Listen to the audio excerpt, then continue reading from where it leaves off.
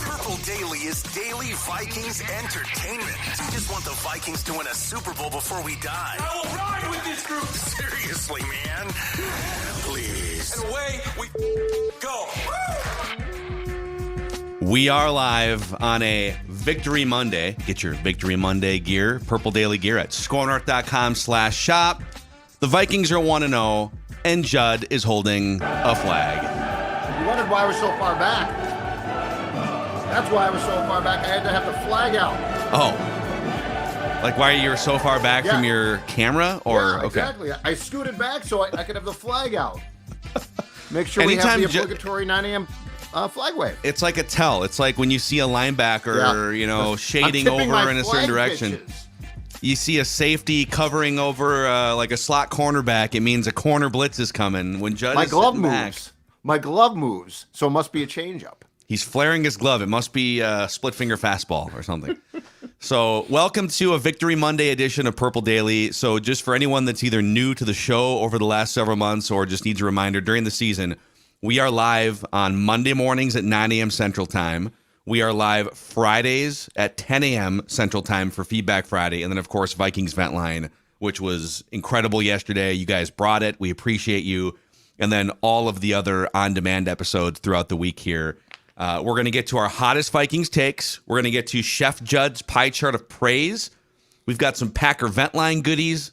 And we also have nitpicks to balance out, when they win. We do nitpicks. When they lose, we do silver linings. But let's be fueling up on this Monday morning at Kwik Trip, Judd. Oh, that's exactly right. You know what? You're celebrating a Vikings win. Perhaps last night you stayed up too late, and now you're in a rush for work. The gas tank is near E, and you need fuel for yourself. Well, Kwik Trip is the best place to stop. And look, it's a convenience store, but it's basically a grocery store. They have everything that you could possibly want. The Kruba coffee right there, the quality gas guarantee. It doesn't get any better than a stop at Kwik Trip to make sure that you have fuel for your day. And of course, as we have seen a lot of you do, and we much appreciate it, when you stop at Kwik Trip, tweet us your photos at JZolgad, at Score North. Always love to see you supporting those that support us here on Purple Daily. Yeah. I think we should start with, because Judd's going to serve up the pie chart, I think we should start with the mustache man here, Declan, with the first hottest Vikings take. Much to your wife's chagrin, the mustache stays until the Vikings lose. And so we'll see how long this thing stays on your face. We have our last wedding on Saturday, coming this Saturday, the last wedding of this year of weddings. And I was talking to her last night as we were getting ready to bed. I was like, just so you know, they haven't lost, and they don't play again until Sunday. So this stays at the black tie wedding we have to attend on Saturday. I'm just letting you know. She wasn't too thrilled about that. I think it complements a wedding suit very nicely. Yeah. Maybe a bow tie. Stashes are big now. Like, I just don't see the problem. Like, it's not like, I feel like 10 years back, no one grew just exclusively a stash, and it was super creepy. I feel like stashes now with the young are back in. So I don't think you look that weird. And quite frankly, I think you look fine. I'll shave it live on the show if they lose. I can shave it live on the show. Do you want me to do that? I mean, kind of funny. Be good content. No, it'd be funny. Yeah. No, let's do it. I was not near the top of my list. Was like, I want to see Declan shave his facial hair on the show, but I'm for content purposes. Yeah. I love how Judd's tagline for mustaches is, "They're not as creepy as they were 10 years ago." Grow a mustache. They're not quite as creepy anymore. No one grew them, and they were creepy looking. I feel like now it's become an in thing, and if it's in, it's not as creepy. Yeah. So with all of that, Declan, what is your hottest Vikings take? Speaking of in things, my Vikings hottest take is this. The Minnesota Vikings are more prepared with Sam Darnold at quarterback than in 91 games with Kirk Cousins. They are more prepared. More prepared? More prepared with Sam Darnold as their quarterback than in 91 games that they had Kirk Cousins. That includes regular season and playoffs. If you even look at what happened in Atlanta, what did we see again yesterday in Atlanta? Another one-score game, another gravitational pull towards teeth clenching and things just not going the way you want it to go if you're a Falcons fan. And on the Minnesota side of things, yes, the Giants aren't great. All right, it's one game with Sam Darnold. They have an overhauling defense. They help him cruise to a win, and I'm sure we're going to see some Sammy Darnold bad moments. But yesterday, 208 yards, 2 touchdowns, a QBR of 79 out of 100. Only 6 quarterbacks yesterday had a better QBR, or at least including Thursday in Week 1. Only 6 quarterbacks had a better QBR than Sam Darnold yesterday. And I really think what they're able to do now with building out the rest of their roster, Kevin O'Connell kind of sinking his teeth into a former top 3 pick that did show flashes of making some big-time throws as well. Why is it that it took one game with a brand new quarterback for Vikings fans to relax in the fourth quarter and just watch the fireworks happen than with Kirk Cousins in 91 games, or us sitting at the edge of our couch having too many beers? You're up top with your hands on your knees like I am for most Vikings games in the fourth quarter. It took one game with Sam Darnold, and the Vikings are more prepared with him at quarterback than the veteran Kirk Cousins. I'm going to more prepared for what? Can you expand on your hot take? For winning, for cruising to a win. Okay. They're more prepared. Like for the season or for a game, I'm just digging deeper on because it's sort of vague. They're more prepared. More prepared for what? To make a run? To win an individual game? To win I need games. more on this hot take. They're more prepared to win games. Look at every facet of that game yesterday. For the season, yeah. Passing, rushing, defense, everything that happened started with Sam Darnold and not overpaying for a quarterback. They were more prepared. Everything executed was I know CJ Ham had the fumble. Everything was executed more. It looked like the Vikings were finally more prepared. They had a harder training camp too. They're more prepared with Sam Darnold to win football games than with Kirk Cousins. And I think we talked about this on Ventline on Sunday, but I think part of this too is the coach is dictating everything. Like Darnold might, I'm sure he discusses things, right? But there's not going to be stubbornness there. There's not going to be I couldn't make that throw because of. It's like, no, you either make the throw when I tell you to, or so. Like I do think that this is the Frankenstein of the Vikings. This is Kevin O'Connell's brain and Sam Darnold's body, and we're going to see. You know what? O'Connell gets a lot of credit. He did a lot of good work with Kirk. But that being said, there was going to be a stubbornness there because Kirk was an established, in his mind, and statistically successful, right? So I think what we're seeing now is the beginning of the O'Connell just completely clean page. And hey, this is what we're going to do. And it's not that Darnold can't discuss it, but there's not going to be a stubbornness of, oh, no, I can't. He's not going to have to tell Sam things like, don't be afraid to throw an opportunity ball. Yeah, you don't have to twist his arm into taking risks. Throw the damn ball here and here and here. And Sam's going to be like, well, I've been a failure so far. So you know what, Kevin? Think I will. I think to piggyback off this first hottest take, I'm not going to overreact. Again, it is the Giants. It's them and the Panthers right now for me in terms of who's the worst team in the NFL after watching everyone play in Week 1, minus the Jets and the Niners who played tonight. But if nothing else, yesterday showed you first time the Vikings have played bad teams over the last 5 years too. But this is the first time in almost 5 calendar years they've beat a team by 3 scores or more. So defense, huge credit, but offense also keep attacking when you have a lead. Don't get super conservative as a play caller or as a quarterback once you take a 7 or a 10-point lead. And so if nothing else, it should show you, okay, for anyone that was traumatized by the thought of moving off a known commodity at quarterback into the unknown, you can still win football games and win football games big against bad teams with uncertainty at quarterback. If you've got the right coach, the right weapons, a defense that can do its thing and do its job against a Daniel Jones, right? It should have showed you that, okay, there's enough here where you can move up. And by the way, the known commodity that they moved off to was a known glass ceiling that was preventing you from getting to where you wanted to be. And so I don't know what the future holds. I know that they weren't going to win a Super Bowl doing it the old way. They're probably not going to win a Super Bowl this year. But you know what? There are other ways to construct a roster and win football games. And they did something for the first time in 5 years, which is blow a team out and put your backups in the second half, in the fourth quarter. And I believe it was in the Star Tribune special section story on Justin Jefferson. Very interesting quotes, which did not take a shot at Kirk, but he essentially said, I want a quarterback. I think it was something along the lines of, I want a quarterback who trusts me as much as Kirk did or more. And so, and he came out again yesterday because that beautiful 44-yard dime by Darnold was into double coverage. And Jefferson came out and said, I'm never really covered. And how long did we talk about this? Going back to, I think it was it a 2022 game against the Lions or before? Yeah, 4 targets. U.S. Bank Stadium. First half, Jefferson just going crazy. Second half, well, they rolled a safety, so he was out of the game plan. And we're like, hold on, wait, hold on a second. Let me get this right. Justin Jefferson's just disappeared. Like, well, if there's a safety there, you're not going to take that chance. Like, that's not good quarterback play. That's not good coaching. If you really are like, well, he can't be thrown to, don't throw to him. So, like, these are all the things that I think, again, it's a blank slate. It's a blank slate. Basically, what you have here is quarterback X.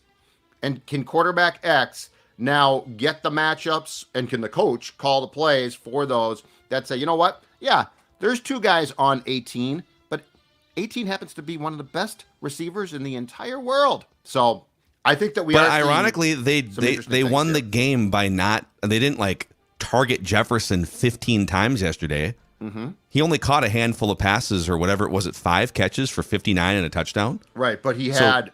But what I'm saying is, when it mattered, we didn't see them say, well, we can't throw it to Justin Jefferson. When it mattered, he threw 2 semi, and this is in air quotes, dangerous balls to Jefferson. The 44-yard pass, which was on the money and beautiful, and that great 4th down call, single coverage. The guy was draped on Jefferson, but guess what? Darnold threw a bullet. He caught it. So, like, those are the things I'm talking about. At the moments of truth, do you have the gumption to make the throws and call the plays that utilize one of the best receivers, if not the best, in the entire league? Judd, what is your hottest Vikings take? Okay, my hottest Vikings take also revolves around the offense. 22nd last season at 20.2 points a game in scoring offense. This Vikings team will be top 5 in scoring offense this season. Whoa. And here's why. Whoa. So 2 years ago, they were 8th. And remember, we had a hodgepodge of Cousins. Like, the team didn't play well in 23. Cousins then, and the team got hot. Cousins gets hurt. And now we go on this merry-go-round of quarterback, some ups, tons of downs. But this team will be top 5. I don't say this because of necessarily what they did against the Giants per se, not the Giants defense. It's what I saw. And it's what we saw going back to training camp. Think about this. All right. Play caller, really good. And before you rightfully so say, well, if he was really good, how about Dobbs and Hall and Mullins? Remember, all those guys were thrust in season. You don't have time to work with them. This changes if Darnold gets hurt, clearly. But with Darnold, he's had since March, he's had an entire spring and summer and training camp to work with him. Now, more importantly, you've got Jefferson. You've got, hopefully, Jordan comes back from this ankle problem. But you also have a run game. And I think everything we saw yesterday says to me the run game's not going to now, disappear. Like, Aaron Jones was brought here to run the football. Ty Chandler is trusted now. If you look at the snap count, it was more even than I expected. I think this team has the potential, or I think this team will be top 5, because the blueprint here, not just against the Giants, the blueprint works. They are not going to become one-dimensional. And when you have, and think about this, probably week 7, TJ Hawkinson comes back. Okay. So now you've got Jefferson, Addison, Hawkinson, Aaron Jones, Chandler, an offensive line that, by the way, got off to a bit of a rough start early, but I thought played pretty well. And the interior of the line we can debate and talk about. The tackles are just damn good. So I think if you look at not just one game, I think if you look at what the emphasis is and how this offense is going to be run in 2024, 22nd last year, like I said, 8th 2 years ago. No reason why being as multidimensional as they will ever have been with O'Connell, can't be in the top 5 in scoring. I have 2 follow-ups. So this is your hottest take is top five offense. So question number 1, are you higher on the offense or the defense? I am higher on the defense. Okay, stop. Yep. If you think the offense is top 5 and you are higher on the defense, what does that mean? Oh, it means the flag's coming out. Hold on. Oh, here it is. What does that mean? Look at that. Look at that. That means we have to Let's unpack that for a second. Well, that means that we have to see where this potentially takes us. But I think the offense has the ability, if Darnold can run this thing like O'Connell wants, and to his credit, he did, I think they have the ability to score points. Now, could some of those points come in games in which they play a team that's superior and starts to, take a big lead and then the Vikings come back? Absolutely. I am not willing to say that this assures like a deep playoff run. And by the way, the playoffs are a different animal for sure. But not when you have a top 5 offense and a top 5 defense. That's right. Well, I'm not guaranteeing the defense is top 5. I mean, you kind of just did. But I like the defense a lot. I mean, I'm not going to slow down this train. Here's my hottest Vikings take. Yep. There is a likely chance they start 4-1. And then we'll see what happens record-wise. But let's go through this for a second. So there is a likely chance they start 4-1. They're already 1-0. 49ers next week. And I've been telling you the entire summer, I think the Vikings beat the 49ers at home week 2. But if you start to dig deeper, the 49ers play tonight against the Jets. Big Monday night, emotional, out of the gate, right? National spotlight. So they get they get essentially a day and a half less to prepare for the Vikings. And the Niners are traveling 2 time zones for a noon Central Time game in the Midwest. Trent Williams and Brandon Ayuk basically didn't practice until 5 minutes ago. And don't underestimate this. Sam Darnold spent the entire season behind the curtain in San Francisco last year. He's going to have a ton of information to descend. Now, the Vikings beat the Niners last year, so it shouldn't be that much of a shock like that they can win a game at home against a good football team. But with all those factors, Darnold, maybe a couple extra nuggets of information, Trent Williams, Brandon Ayuk, barely practiced, if at all, leading up to the season, and then the schedule situation with the Niners. I think the Niners right now are like 6.5-point road favorites. Interesting. Don't forget, too, McCaffrey, calf and Achilles. And he's supposed to play. They're saying that he's going to play a normal workload tonight, but I think he pulled himself out of practice on Saturday. I think they said it was precautionary. But if McCaffrey can't play or is slowed, that completely changes the dynamic. So Texans week 3, probably a loss, but, it's a home game. It's the NFL. These are all going to be like, 1-score spreads, even at worst. So I'll even give you like the Texans. Sure. Packers week 4 at Lambeau Field. Right now, Malik Willis is their starting quarterback, and there's been some Ryan Tannehill rumblings. There's conflicting reports.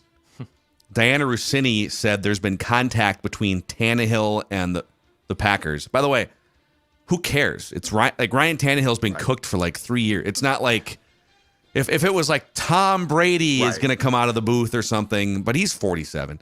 Yep. Malik Willis, 67 career pass attempts in his young career. 12 first downs on 67 career pass attempts. 0 touchdowns. 3 interceptions. And the Packers were 6-8 on December 23rd last year before running the table against 3 bad teams. They did beat so there's some uncertainty about the Packers with Jordan Love going into the season. Now Malik Willis is their quarterback against that Brian Flores defense. To me, that's a likely win for the Vikings in week 4. And then Jets in London. Curious to see what they look like tonight before forming a fully realized take on this. But a 40-year-old immobile quarterback, Aaron Rodgers, who hasn't been good objectively since 2021. So 2022 was his last year in Green Bay. He was 17th in passer rating, 28th in average net yards per pass attempt, and 33rd in QBR. And that was familiar, comfortable system before tearing his Achilles.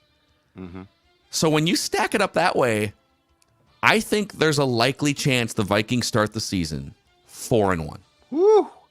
Now, the Jets, I will say this. I think their defense is really good, and that should be a great test for O'Connell and Darnold. But you know what? With that schedule, I wouldn't scoff at 2-2. Into the London game. Or you're saying of those 4 games to get to 3-2? I'm saying if they start 2-2, so going into into London, Jets game, I wouldn't scoff at that. Because if you lose to San Fran, that's oh my God, you're terrible. And then the Texans game, probably a toss up. Because I do think that Stroud is going to see some things from the Flores defense in a loud opposing stadium that I have seen fluster young, and I'm not just saying first year, I'm saying young QBs before. And then the Packers game is now probably a toss-up. The Jets also. Have you guys seen how much the Jets have to travel between now and week 6? So they're in San Francisco, obviously, right now, because they're going to play a Monday Night Football game. They're going to get back to New York tomorrow morning at 6 a.m. With the time difference. So they're gonna have to get back early tomorrow. Then they're in Tennessee on Sunday. Then they play, or in Tennessee the next in week 2. Then they have a short week at home against New England. Then they do get a little bit of a break, obviously, with Thursday Night Football into Sunday. But then home against Denver, and then they have to go to London to play the Vikings. The Jets are traveling more miles than any other team with all these different time zone switches in the first 5-6 weeks. So the Jets in general, even despite what happens, I think, tonight, they're going to be jet lagged and traveling like crazy. And the furthest the Vikings travel in the next 3 weeks until that London game is 5 hours to Green Bay, Wisconsin.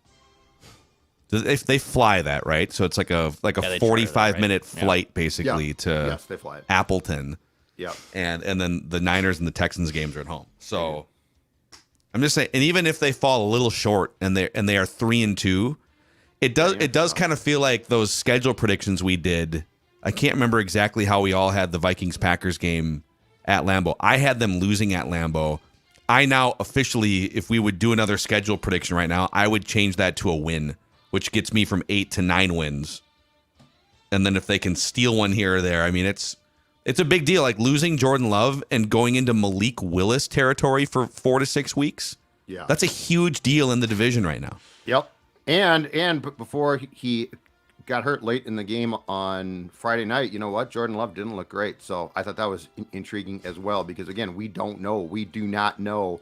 The one thing about yesterday's game that I will say, because all of us are probably too amped up, but here's the difference. The Giants are awful. We'll start with that. But if you think about this, okay? The Giants are terrible, but the Vikings were expected by a lot of people to not be that good. They clean their clocks.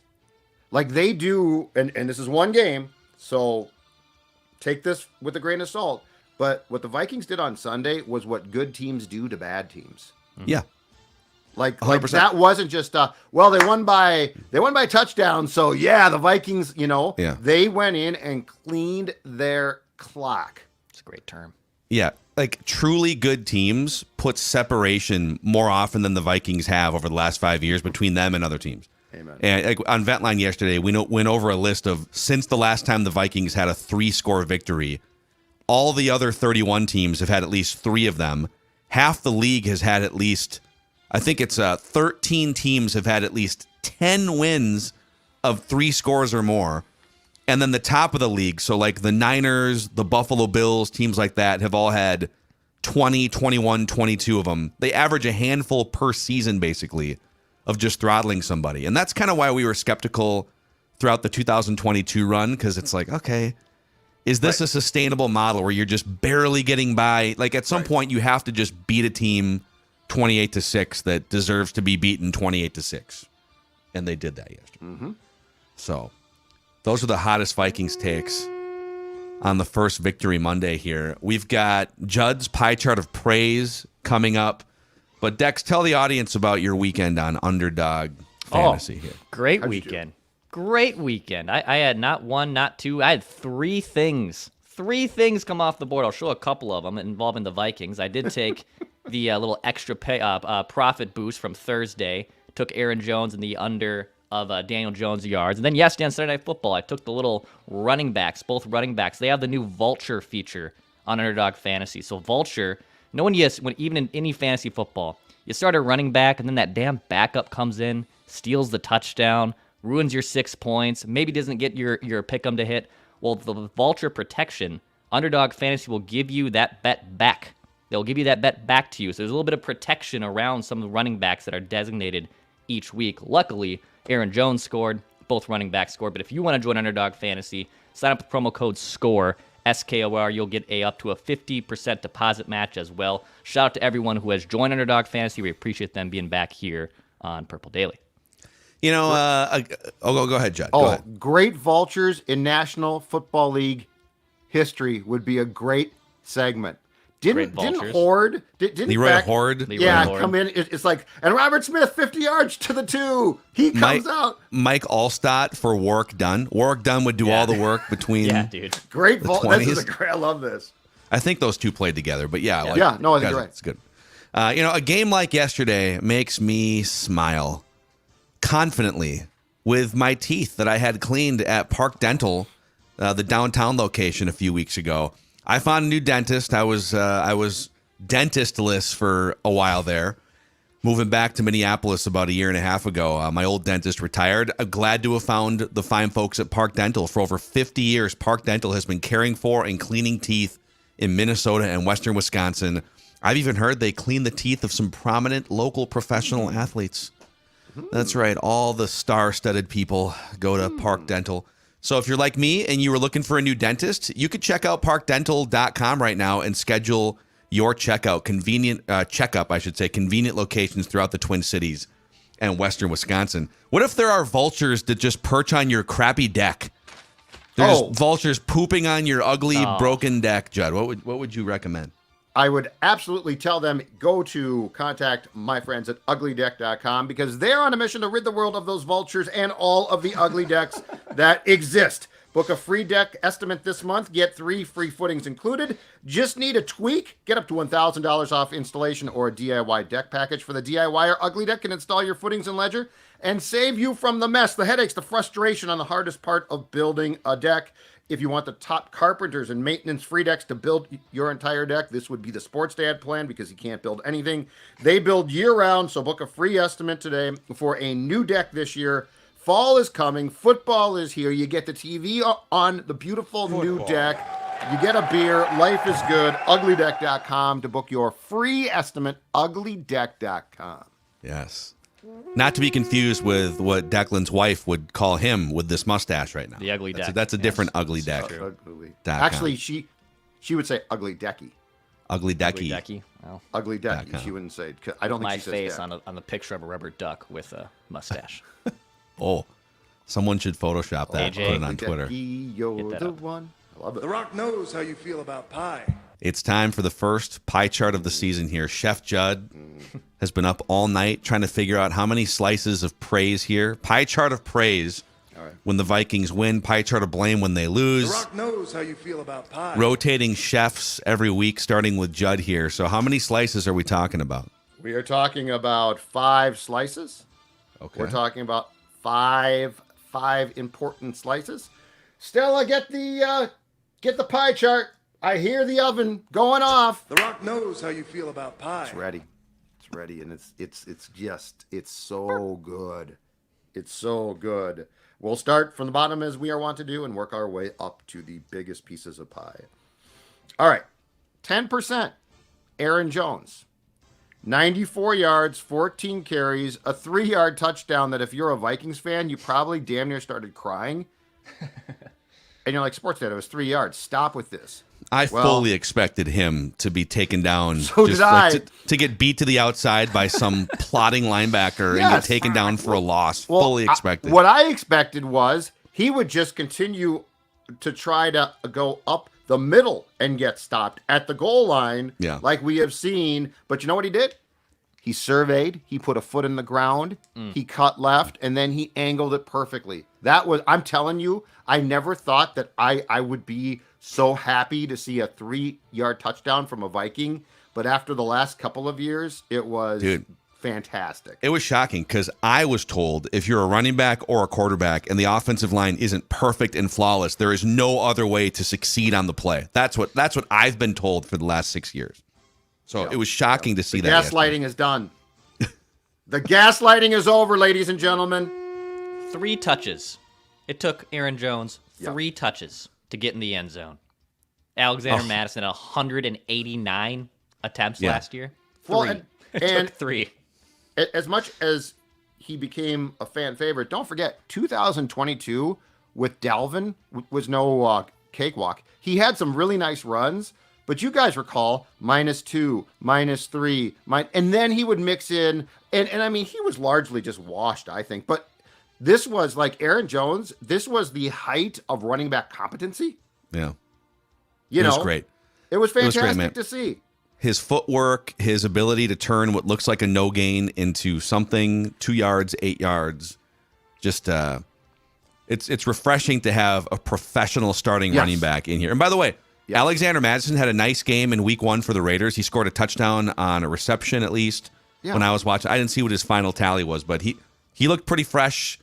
Good to see Alexander Madison. But when he was put in that spotlight role, post Dalvin Cook, it was not good. He was not a running back ace. And Jones is. And the impressive thing is, so the first time that I saw Jones at practice in person, I'm like, he's not very big. Because he plays big. Like, he beats guys up. He's strong as an ox. He beats guys up. And so my impression of him as a Packer was, he's a bulkier type of guy. And then I saw him, and it's like, oh, my God, you're small. And so this was impressive. A great start, 10%. The Rock knows how you feel about pie. 2 20% slices, 1 on offense, 1 on defense. Both of these guys got a game ball from Kevin O'Connell after the win. 20% Sam Darnold. Starts 12 of 12, which is hot, incredibly effective to start. Finishes 19 of 24, 208 yards, the 2 touchdowns, and then 1 pick. So the stats weren't, at the end of the day, the stats weren't great, but he did exactly what you needed. And he got off to a great start. The Vikings offensively, and again, they're playing a bad team, but they kicked their ass. They set that tone. So 20% goes to a guy who went back to the scene of the crime. Yeah, he wasn't playing the Jets, but that was his house of horrors. Imagine the PTSD of Darnold going back into that building and then hearing Daniel Jones get booed and taunted the exact way. Very familiar. Including trying to leave the stadium when fans stuck around outside the gate where the players leave to harass Daniel Jones. That's hardcore. Yeah. Apologies in advance for being obnoxious here, but I'm just going to keep pushing forward. I was told the franchise would crumble. I was told no other quarterback could possibly come in here and operate this offense at the same level. I was told, be careful what you wish for. The grass isn't always greener when you know who left the That's what I was told. That's what I was told. I am hearing this morning from my league spies that there are major problems with the Falcons' offensive line.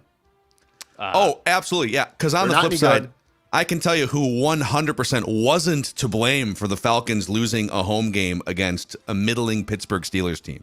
What about being in pistol and shotgun? Because the entire time, basically, for the Falcons. And maybe that's because someone's leg isn't fully healed yet, and they don't want them rolling out all over the place. Ugh, I don't know if that's the best way to go about it. Well, the Vikings, funny, because the Vikings tried that with John DeFilippo back in 2018. A lot of pistol shotgun stuff. It doesn't work. And I do love the pistol, though. I love the formation. I watched a high school football game the pistol's great. I love it. It's a great high school formation. Football. It's a great high school formation.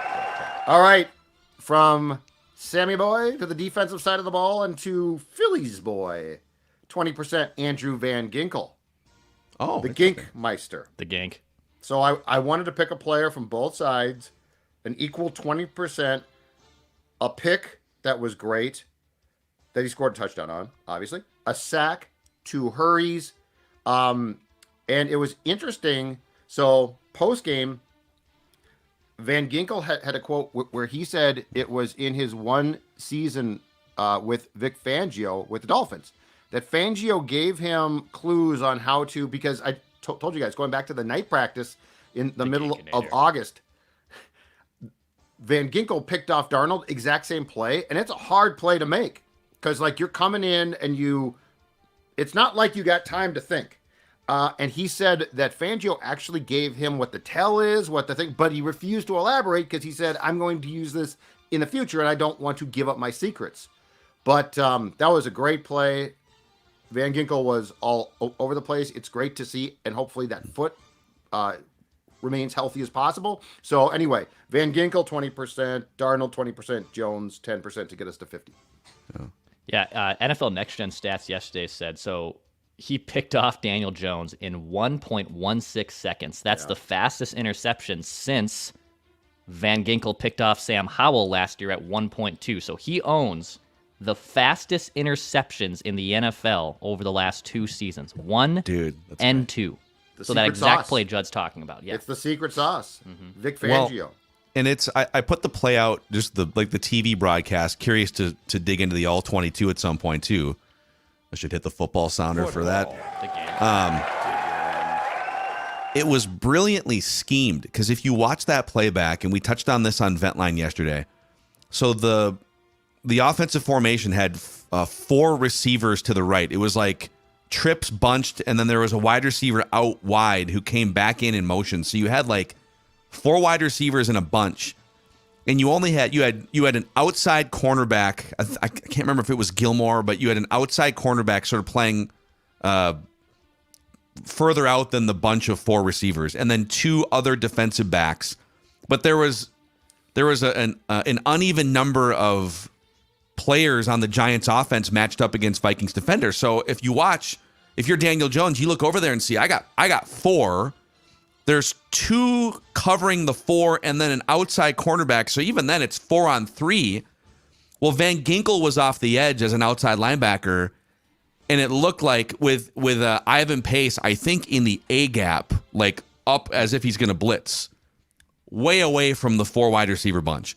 And so if you're the quarterback in that spot, you probably figure, well, Van Ginkel's not coming because they're not going to leave 4 receivers on basically 2, maybe 3 defensive backs. So he's probably bluffing, dropping back into coverage. But what they did was they had Ivan Pace come out from the A gap and sprint over. They disguised the coverage, and Van Ginkel got to rush the passer lane. So I think they just tricked Daniel Jones with their pre-snap coverage into making a pass that he thought was going to be safe. So yeah, I mean, football. Maybe smarter people than us can dig into the film there. That was great. Okay. Oh, that sounds good. That sounded perfect. Okay. All right, we get to 50% 50% is left. Where is Sports Dad going? Because there's only 2 pieces to share. 20% goes to Brian Flores. So Phil just talked about the scheme on the Van Ginkel pick, but I mean, we could talk about a ton of things here. Brian Flores has started his 2nd season as DC here with new concepts, better personnel to fit those concepts. There is a lot of hocus pocus that is going to continue.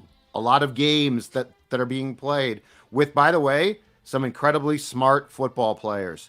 You can't do, especially on the back end, you cannot do what the Vikings are doing without having very high IQ, Harvard-like football guys. Harrison Smith, Cam Bynum, Josh Metellus.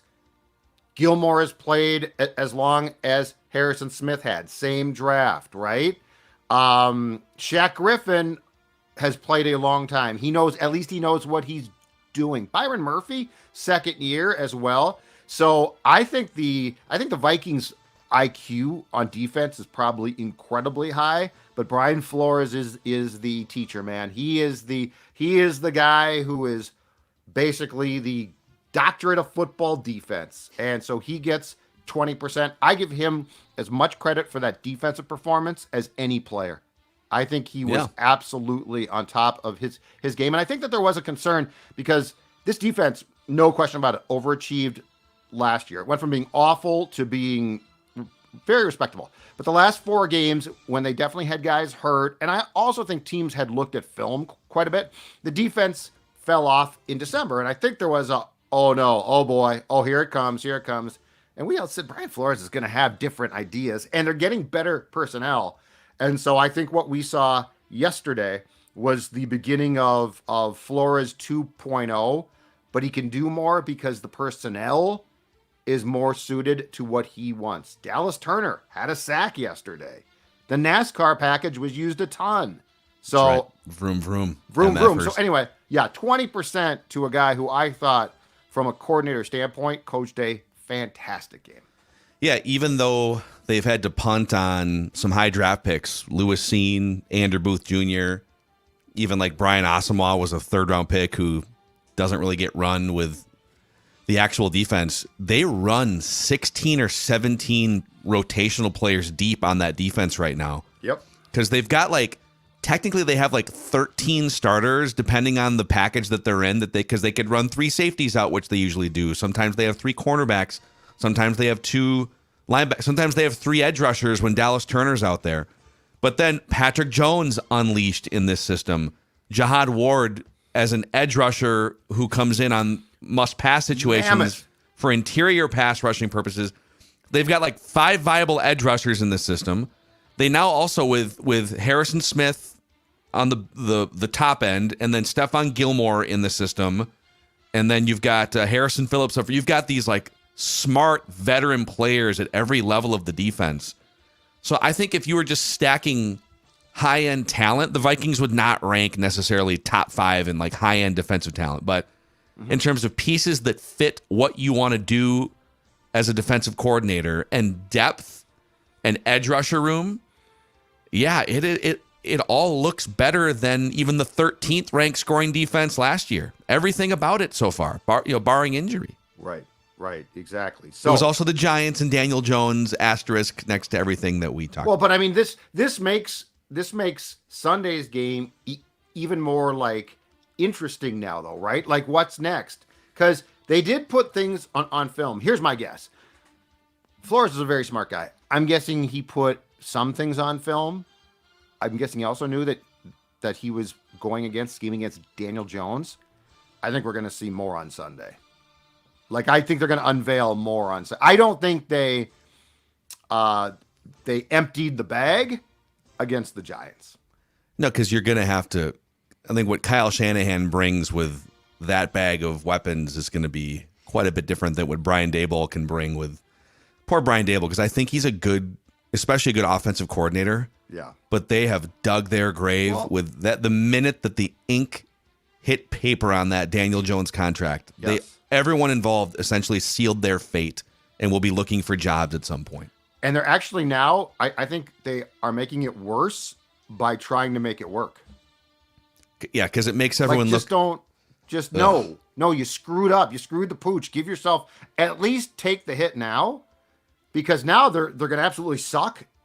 And then it's going, I guarantee you, Daboll's probably gone. And I don't know if the GM, who also signed off, survives this. He might survive it, but God. But Daboll, then, correct me if I'm wrong, if Daboll doesn't survive this, then Daboll would have gone 3 years as Giants head coach without ever getting to work with his own guy. And was coach of the year he didn't draft in Daniel 22. Jones. Yeah. Same year O'Connell came in, and O'Connell won 13 games and finished 5th in voting for coach of the year. Yeah, I feel like you have to. I mean, this isn't Giants Daily here. You can find that somewhere else. But I feel like they should cut bait on Daniel Jones and give Brian Daboll a crack to work with someone that he actually wants to work with. Yeah. That's The Rock knows how you feel about file pie. slice. 70% is gone. It's been served up. Guys are enjoying it right now, but we got a 30%. We got a big chunk left, and who does that go to? It only goes to one guy, and that is head coach Kevin O'Connell. So many reasons why, okay? That's my inbox. It's It's Kevin O'Connell chiming in here to tell us that, let's see. Yes, Super Bowl on the horizon is what he puts I'm glad in. he's happy. I'm glad he's happy. He should be happy. There's a speech attached. I'm glad he's happy. 30%. Why? Well, yes. Sunday's performance was incredibly impressive. I don't care, again, what team it was against. The play calling for Darnold, impressive. But if you take a bigger view of this entire game, this game started in like April. This all started when the Vikings reported and started to work, right? And this team yesterday looked, and this is the difference, and I know that some joke, training camp is not what it once was, but Kevin O'Connell, and Phil can attest to this as well, Kevin O'Connell ran a far more, in his mind, and as you're allowed by the CBA, grueling training camp, right? It was more practices and full pads. They can't hit, but they were as close as you could possibly get. The first two camps were basically Club Med. And what happened? The Vikings came out in 2023, and I'll continue to say it. To me, they look soft. They lost the football. They were out muscled, I think, by the Buccaneers in week 1 and lost a home game. That was a terrible loss. You shouldn't lose. Yes, Tampa turned out to be a better team, but still, that's your home game, and you won 13 games. And if you think about how training camp went now, O'Connell from day one put a premium on not just toughness, not just ball security, but more importantly, being tough enough to overcome adversity. CJ Ham fumbles and loses the damn football on the first. The line got pushed around, and we're all thinking, oh, God, here we go again. And what happens? They come back, and they score. They have a 99-yard touchdown drive. You do not have a 99-yard touchdown drive that matriculates down the field unless you are tough. Like, if you think about the resiliency, they had the 3 turnovers, right? Or was it 2? There was the Darnold pick. Yeah, 2. It was 2. The Ham loss was bad. The Darnold pick, his arm got hit, and it's, that's going to take place. Sherfield probably needs to make a play on that, by the way. Yeah, you're probably right. Yeah. But, I mean, this team, I thought, played a tough game. O'Connell had this team 100% prepared. And I think O'Connell was, I think it was fair to criticize him for some of the shortcomings last year. And I think he took a long look in the mirror and said, we got to fix something, starting with how I approach this team. So he gets 30%. In large part because of what they did to the Giants, but also just as importantly because of how they prepared. And this preparation should now filter throughout the entire season. So on to San Francisco, on to Houston, on to Green Bay, right? So 30% for really, I think, looking at some of the things that not just your team did wrong, but you did wrong and saying, I'm going to fix those, and then having a plan of action to fix them. Yeah. So to summarize, and I agree, KOC and his post-game locker room speeches, man, he's so good at that. Yeah. Oh yeah. He's a great public speaker, dude. He almost got Sam Darnold to cry. I feel like Sam Darnold was biting the inside of his cheek as he accepted the game ball and hugged his teammates. He's a great public speaker. Like, he's just good at it. He owns the room. So 30% KOC, 20% each to Brian Flores, Andrew Van Ginkel, the Ginkster, the Ginkinator. Your guy, great hair. Sam Darnold, 20%, and then Aaron Jones, the new starting running back, 10%. When Van Ginkel does not have his hair like styled up, it looks to me like someone stole a mop thing from Target and just threw it on his head. Yeah, he does. It looks just like a mop. It does look. He looks like an SNL character with his helmet off.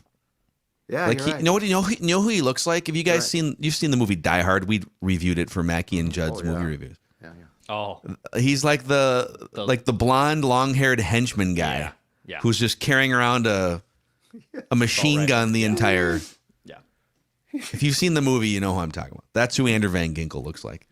Okay, we still have Packer Vent Line on this live Purple Daily, a Victory Monday edition, and we will give you our nitpicks. Federated Insurance is helping to power us through another Viking season. If you're a business owner out there, and we appreciate there's a bunch of business owners that we've heard from throughout the years that consume this podcast on a regular basis, you got to make sure you have a game plan in place to stay focused on safety and preventing claims. In other words, you want to make sure that your insurance company is like a great offensive line for your business, protecting and supporting. Federated Insurance offers a customizable lineup of industry-specific coverages and risk management services to help you continue your winning streak as a business owner. At Federated Mutual Insurance Company, it's our business to protect yours. Find out more at federatedinsurance.com. Old Dex Tweets got a nice little delivery over the weekend. Christmas came early. Oh, look at this, dude. Dude, this is awesome. Look at just the smell even. He's smelling his 5-wood. Do you want right to shut now. the camera off for a second? I mean, if there's something you want to take care of, we could just shut your camera off. Here, I'll give you some music while you sniff your golf clubs, Declan. This is actually the perfect music for PXG. Is it a 5-wood or a 3-wood? What is that? This one is my 5. Like a high. It's a 5 hybrid. Okay. This 5 might make you hybrid. good. Well, here's the craziest thing. I mean, Like I've documented my ability Yep. to play golf, and I've never been able to hit hybrids. I've tried to hit buddies. I don't know how to hit them. I already struggle with hitting golf clubs in general. So why am I going to complicate things with hybrids?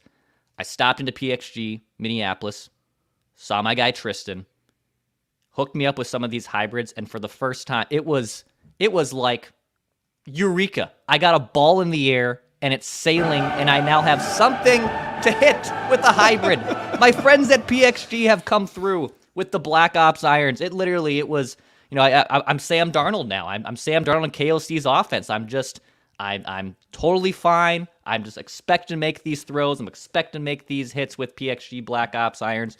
They're silky smooth. They're great. They have some superior forgiveness, explosive distance, and they're only $149 a stick. You can go to pxg.com to book your fitting. There's local ones around here, or there's a local one here in Minneapolis, but pxg.com to get yourself in. It's fall golf weather too, man. It's the best time. Go to Damn PXG. right it is. I'm so thankful I finally have a hybrid to hit. Declan's good at golf. Yeah, Oh, shocker. Chut's got the actual. Wave of the flag. Yeah. PXG. Declan's good at golf now. He's got a mustache and he's good at golf. He's got a mustache.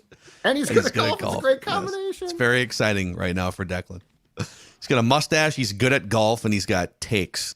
All day long. We'll get to our nitpicks here, but the Green Bay Packers are 0-1. They lost a close game in Brazil. Jordan Love. Packer fans are acting like Jordan Love died or something. Like he'll be out for like a month. Okay, he'll still be out there at some point. But let's hear from some. I got this, Dex, on my end. Let's hear from some sad Packer fans. I believe this is courtesy of ESPN Milwaukee, right? Yep. The ESPN Milwaukee post-game show. Packer event line on Purple Daily. Thanks, Homer. Thanks, Tosh. Hope you guys having a good evening. I just have a couple I'm personally having a horrible evening. They lost the game, and on top of that, there's the possibility of the quarterback being hurt.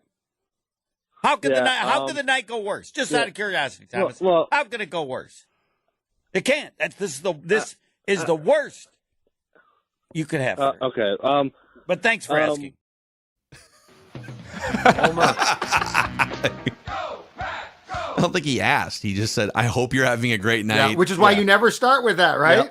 Yep. That's why you never start with that. Because I hope this email finds you well. Well, yeah. No, it doesn't. I'm actually having a terrible anxiety attack right now about my football team. Amazing. But I'm telling you right now, I've seen close-up footage of that injury, and you're and worried. it does not look good. I know. It does not look good. Yes, I've it's seen an inward knee. It's an inward left knee. Left and knee. you can see, left knee, and you can see the knee pop. You can just see it. You can see the ligament. I don't know what inwards. pop means. I see it move to the inside, but I don't know the pop. Well, Do you know what they're talking about? Gary, do you know what Well, they're I talking don't know about? if you've seen No, the video that no, I've seen, but no. you can see a definite pop. Like you Yeah, I literally, see the when I pop. say pop, like you can see a pop of the ligament. You can just tell Okay. that it's All right. not good. It's not good. Is interrupting him. You can see the pop. You can see the I got some of that rare Brazilian football film, and I saw the pop. I don't know if you saw what I saw. Dude, there was only 1 feet of the game. I don't know if you guys saw, but there's a camera that NBC had. NBC it cam. I think I was the only one that saw it. They slowed it down, and I saw the pop. I don't understand when Aaron Rodgers was the best at Hail Marys that they don't document what he did. What he did is he rolled out. He rolled out. He faked the roll the other way. That's what Aaron Rodgers did. Why are they trying to throw from the middle of the field a home run ball? So that got them in trouble, and now hopefully, God, I'm praying all night that this injury is nothing. So that bothered me. Hail Mary problems.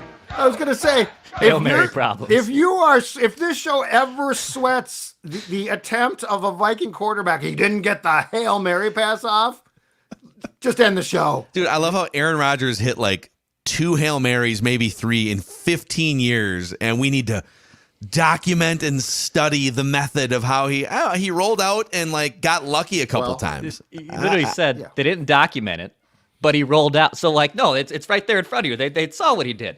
He rolled out. Well, and the poor guy had just been put in the game like a play before, right? So like Malik Willis has no, he basically is just, I think, was traded from the Titans to the Packers with like a week left in training camp. He arrives, and now they're like, hey, dude, just go in there and just throw that Hail Mary pass. Oh, no problem. Oh, my God. I will agree, though. I mean, I don't know if I would rank it very high on the list of things the Packers have to deal with right now, but yeah, get your mobile quarterback out in space to throw a Hail Mary. I don't think that was always, dude, that was one thing, not to bring it back to old Kirky boy, but he was terrible at getting Hail Marys off with the Vikings. Do you remember watching?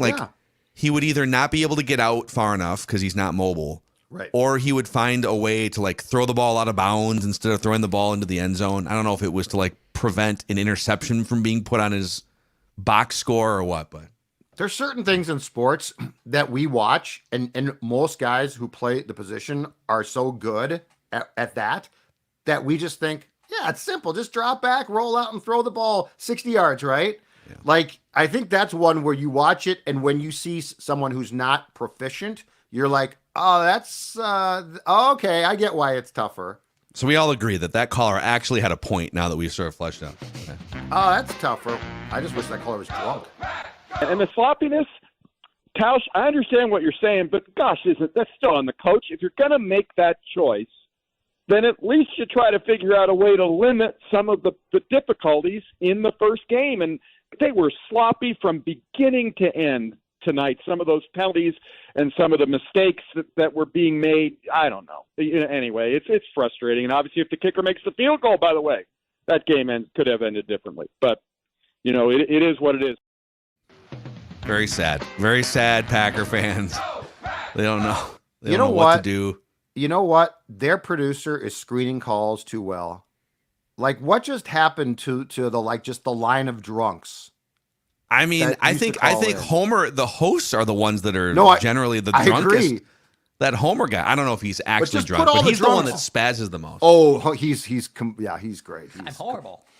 He's off his rocker. Hope your night's going well. What are you talking about? It's terrible. I just want the line of folks that are like 0.15. Where you can smell the beer coming through the receiver of the phone. Yeah, exactly right. Yeah, so there's Packer Vent Line on ESPN Milwaukee here. Let's go around the room. Start with Dex. Just when the Vikings win, we like to be balanced toward the end of the episode, just like when they lose. So give me a nitpick from yesterday. Could be anything. I would like to see some more better efficiency on third down for the Vikings. Yesterday, just 3 of 10.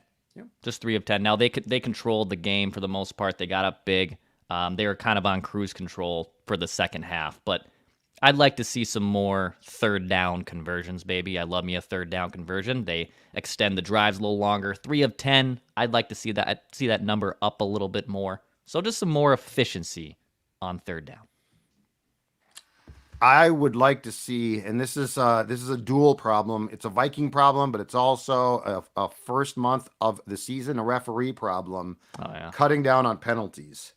7 penalties for 63 yards, but Alex Camp, who was the head referee yesterday, they called 16 total.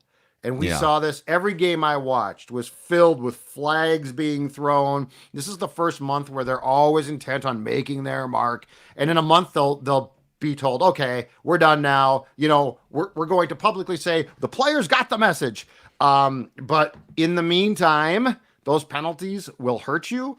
And so I would like to see the Vikings definitely get the 7 down to a much more palatable figure than what we saw. Although I will say the tackles did not get called for illegal formation, which was the call du jour in the Thursday night opener. So Darisaw and Brian O'Neill, congratulations. You lined up where you were supposed to line up. Yeah, they had a couple too that could have been penalties, like delay of games, but there was communication issues, or like Darnold wasn't paying attention to the play clock. Well, and they blew the back-to-back essentially timeouts. And as we talked about, use the first one. The second time, just take the 5 yards. Yeah, Don't use your second timeout on that.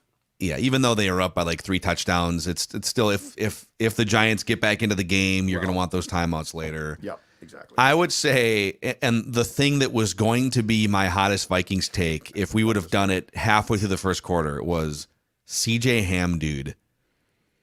I want to respect a man who is one of the last remaining fullbacks, a dying position in the NFL. I think there's maybe like 7 noted fullbacks, like documented fullbacks in the league right now. Juszczyk, obviously. And the Vikings spend the entire offseason emphasizing fumbles have got to be reined in, turnovers in general, ball security. It derailed their season early last year.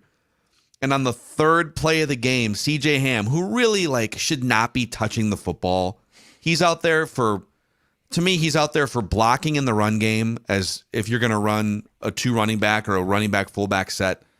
And he's out there for pass protection because Aaron Jones is pretty, but it's like if you ranked the running backs on the roster of who you trust in blitz protection, CJ Ham's up there. Mm-hmm. He should not be touching the football. He's not a guy that's going to do anything meaningful. And so for him to give that ball away, third play of the season, I was irate in the moment. And then the game played out favorably for the Vikings. But, dude, my hottest take was going to be if they would have lost that game in part because of another just terrible fumble, I would have said, he doesn't need to be on the team. He's not moving the needle for your offense. He's not a game changer. In 8 years in the NFL, his highest PFF grade is like a 59 or a 60 on a full season. So he's not but I've calmed down since then. I'm okay with CJ being around. We just don't need to be fumbling on the third play of the season. That really got me in the first 5 minutes of the game. You were worked up. Yeah. Well, they had 34 turnovers last year? Yeah, it was They awful. had 10 fumbles in the first 3 games weeks. Or something? Yeah. I think they had 6 in the first 2 weeks, including 4 in that week 2 loss at Philadelphia. Yeah. So just clean it up. Two turnovers is still too many. If you're going to turn the ball over twice against the Niners, turn over twice. Well, if you're going to turn it over 34 more times, you should be averaging maybe a turnover per game on the season. If the you want to quarterback is going to get picked. That's so yes. Hang on to the damn ball. CJ Ham, everybody. Hang on to the ball. The old helmet on the football, I fumbled because the helmet was on the football. It's this is the NFL. Let's not be doing that. Yeah. Hang on to the football like your life depended on it. Like Judd hangs on to those Minnesota Vikings scratch-off tickets. Oh, that's exactly right. Look at that right there. Old school, the official scratch game. And this is the new one, second chance prizes as well. This is the official game, of course, of this franchise. You could win up to $100,000 or second chance prizes, including, get this, and this might be pretty nice, season tickets or an away game trip.